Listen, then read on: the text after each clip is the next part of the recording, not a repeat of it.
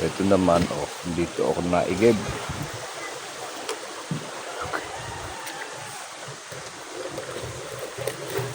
Kasi ito ang purong mineral water.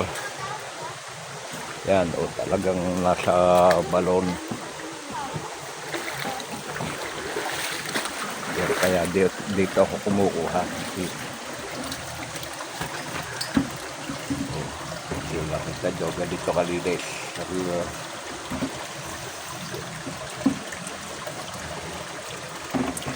So yan, talagang mineral water yan.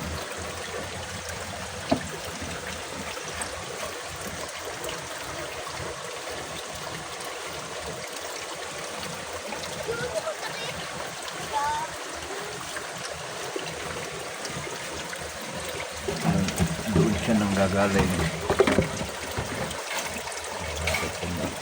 Lalo kalinis na pinagagalingan niya. Yung ibabaw niyan, wala pang bahayan.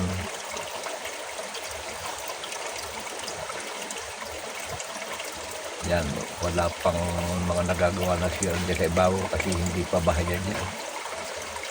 Malayo pa sa dayor doon sa kanluran.